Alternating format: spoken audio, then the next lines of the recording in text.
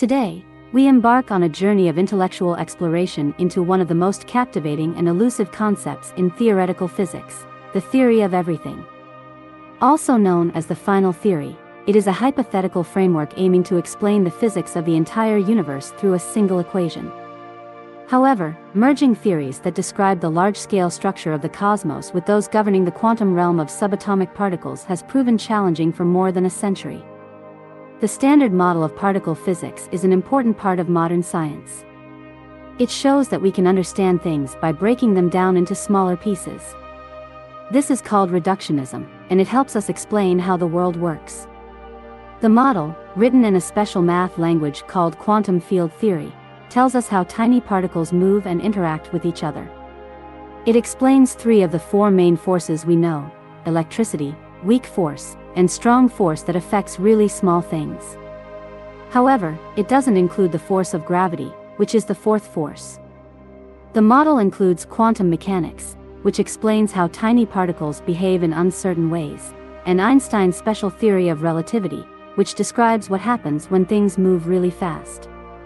The question, what is the theory of everything, assumes that the Standard Model will eventually be part of a bigger picture, with more basic building blocks that can explain all the forces, including gravity. Gravity is actually the main focus of this question. There are good reasons to believe that there could be a single explanation for all the fundamental forces. The Standard Model has something called the Higgs mechanism, which gives rise to the Higgs boson. It explains why particles called W and Z bosons, which carry the weak force, have mass, while the photon, which carries the electromagnetic force, doesn't. As a result, electromagnetism and the weak force, which is involved in the nuclear fusion that powers stars, behave differently at low energies. The electromagnetic force acts over very large distances, whereas the weak force acts only over very short distances. The Higgs mechanism also explains why, at higher energies, these two forces start to behave as a single, electroweak force. This is called electroweak unification. If electromagnetism can combine with the weak force, why not try to unify all the forces in the Standard Model?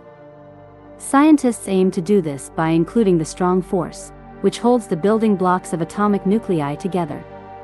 Grand unified theories are theories that attempt to achieve this unification. Theoretical concepts like supersymmetry propose a symmetry between force carriers and matter particles, and they suggest that at very high energies, the strength of these three forces could become very similar. If scientists can unify the electromagnetic, weak, and strong forces, why not include gravity as well? Gravity is explained by Einstein's general theory of relativity, which works well for big things or when energy is low. However, if we want a complete theory of gravity that also works on the tiniest scales, the usual way of understanding particles, called quantum field theory, is not sufficient. We need mathematical tools that can combine both general relativity and quantum mechanics in a consistent way. One such common mathematical framework is string theory, which supposes that the most fundamental building blocks of the universe are tiny strings that vibrate in extra-spatial dimensions beyond the three of our everyday experience. The theory of everything remains one of the most profound and elusive quests of our time. It represents the unification of nature's fundamental forces and holds the potential to unlock the deepest mysteries of our universe. So this was it for this video. I hope you found it interesting and thought-provoking. If you liked the video, do subscribe to our channel and thank you for watching.